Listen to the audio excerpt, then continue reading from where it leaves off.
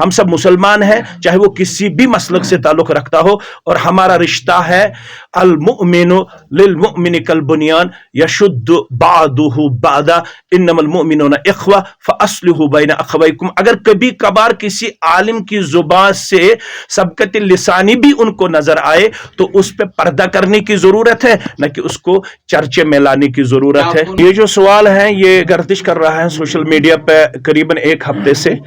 اس سوال کے بارے میں میری یہی گزارش ہے کہ شاید جو اس پہ اگینسٹ اپنا کریکٹر اور اپنی زبان پیش کرتے ہیں ان کو شاید ابھی شریعت کا مکمل علم نہیں ہے، کیونکہ انسانوں سے پہلے جس مخلوق کو پیدا کیا گیا ہے اگر ان کو سورہ زاریات ذہن میں ہوگا تو اللہ فرماتا ہے وَمَا خَلَقْتُ الْجِنَّ وَالْإِنسَ إِلَّا لِيَعْبُدُونَ، اور میں نے جن اور انسان کو پیدا نہیں کیا لیکن کیا اپنی عبادت ہی کے لیے۔ لہذا ہم سے پہلے جو ذریت جو مخلوق پیدا کی گئی ہے وہ جنیاتی ہیں، اور جنیات کا ہونا کتاب و سنت سے ثابت ہے، اور جنیات کا انسانوں کے ساتھ کلام کرنا کتاب و سنت سے ثابت ہے، جنات کو وعظ و تبلیغ کرنا رسول اللہ صلی اللہ علیہ وسلم سے ثابت ہے، جنات کے ساتھ گفت و شنید کرنا ہمارے اسلاف سے ثابت ہے۔ اگرچہ وہ ہمیں دکھائی نہیں دیتے ہیں، وہ کسی انسانی جسم میں حلول ہو کے کسی انسانی جسم میں داخل ہو کے وہ ہم سے باتیں بھی کرتے ہیں اور ہمیں وہ سب کچھ بتاتے ہیں جو ہماری امیجنیشن سے اوپر ہے۔ لہٰذا جو لوگ اس پر کرٹیسزم کرتے ہیں it is only because of illiteracy, because of uneducation۔ اگر ان کو واقعی تعلیم ہوتی تو وہ اس پہ خوش ہوتے کہ اب جنوں نے بھی وہ اثرات قبول کرنے شروع کیے جو الحمدللہ کتاب و سنت سے وابستہ ہے۔ جس طرح انسان اثر قبول کرتا ہے، مان لیجئے کہ آپ کو میرا وعظ و تبلیغ پسند ہے اس لیے آپ سلفیوں کے قریب آئے، اسی طرح جنیات بھی اثر قبول کرتے ہیں، ان کو میرا وعظ و تبلیغ اگر پسند ہے تو وہ سلفیت کے قریب آنے میں اپنے آپ کو پیش کرتے ہیں۔ کسی دیوبندی مولوی کا اگر ان کو وعظ و تبلیغ پسند ہے تو وہ دیوبندیت کی طرف جاتے ہیں، کسی اور مسلک سے جو عالم وابستہ ہے اگر اس کی بات ان کو پسند آئے تو وہ اس کی طرف اپنا اثر پیش کرتے ہیں۔ اس میں کسی قسم کی کنٹروورسی نہیں ہونی چاہیے۔ البتہ جو کرتے ہیں میں سمجھتا ہوں وہ صرف یہ جو اس وقت مسالک میں آپس میں ایک عصبیت کا ماحول نظر آتا ہے، ایک دشمنی کا ماحول نظر آتا ہے، یہ صرف حسد، بغض، کینہ، عصبیت اور دشمنی کی وجہ سے کیا جا رہا ہے، ورنہ اس کلپ میں نہ کوئی ڈسٹربنس ہے، نہ کوئی کنٹروورسی ہے، نہ کوئی تضاد ہے، نہ کوئی شک و شبہ والی بات ہے، یہ عیا اور بیاں ہے۔ لیکن لوگوں میں ابھی تک شرعی علم میں اپنے آپ کو پیش کرنے میں ناکامی نظر آ رہی ہے، اس لیے وہ ان چیزوں کا سہارا لے کے سوسائٹی کو انتشار و افتراق میں دیکھنا پسند کرتے ہیں، کیونکہ ان کا وجود ہی انتشاری ہے، ان کا وجود ہی افتراقی ہے۔ اس لیے ہمیں ان کلپٹ سے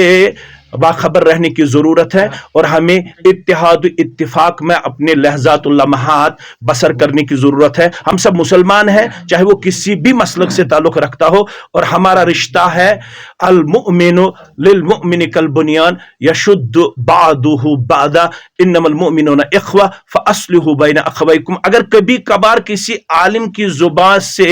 سبقت لسانی بھی ان کو نظر آئے تو اس پہ پردہ کرنے کی ضرورت ہے، نہ کہ اس کو چرچے میں لانے کی ضرورت ہے۔ تک اس سوال کا تعلق ہے یہ بہت ہی حساس ہے۔ پہلے ہمیں یہ بات ذہن نشین کرنے کی ضرورت ہے کہ ہمارا منہج ہے من عاد لی ولیا فقد آذنت بالحرب۔ جس نے کسی بھی ولی اللہ سے عداوت رکھا اس کے ساتھ اللہ اعلان جنگ فرماتا ہے۔ ہمارا جو منہج ہے، یہ جو ولی ہے یہ اللہ کی طرف سے انسانیت کے لیے بہت ہی زیادہ رحم و کرم والا کردار پیش کرتے ہیں اور اللہ کی طرف سے ان کو تائید و نصرت حاصل ہوتی ہے۔ ہمارا یہ منہج نہیں ہے ہم کسی بھی ولی کو کرٹیسزم کرے، جو کرے اس کو آپ نہ سلفی گنوانا نہ اہل الحدیث اس کو شمار کرنا۔ دوسری بات یہ ہے کہ یہ جو ہمارے ایک برادر کی ایک لیکچر میں ایک چھوٹی کلپ نکالی گئی ہے، یہ ایک علمی مسئلہ ہے، کیونکہ یہ جو تصوف وغیرہ کا معاملہ ہے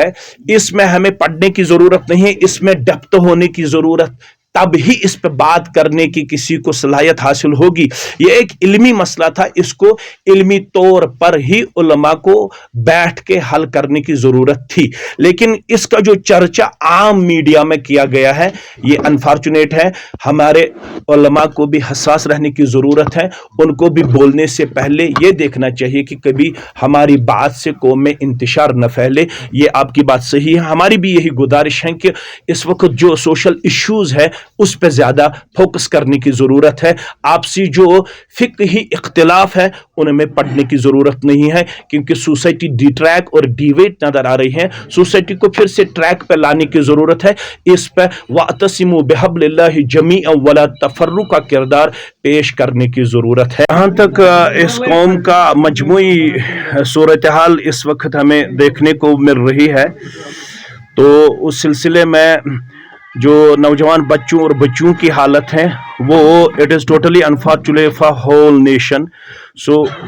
इस सिलसिले में सबसे पहले जिम्मेदारी वालिदैन पर आयद होती है कि वालिदैन अपने आप को हसास पेश करे, वो अपने बच्चों की तरफ अपना तवज्जो मुकम्मल मबजूल फरमाए, क्योंकि पहले जिम्मेदारी आयद होती है उसके बाद हुकूक का मुतालबा किया जाता है। लेकिन यहाँ पे आम देखा जाता है कि वालिदैन हुकूक का मुतालबा तो करते हैं, लेकिन जिम्मेदारी का शायद सभी वालिदैन को अभी एहसास हासिल नहीं है। इसलिए वालिदैन को हसास रहने की ज़रूरत है। और जो इसके साथ साथ पर्टिकुलर वन है सोसाइटी में, जिन पर सोसाइटी का दारोमदार है, जिनको हम खास के नाम से जानते हैं, क्योंकि सोसाइटी दो तबकात पर मुश्तमिल है, एक है कॉमन, एक है पर्टिकुलर, एक है आम जिनको हम अमूम भी कहते हैं, एक है पर्टिकुलर जिनको हम खवास भी कहते हैं।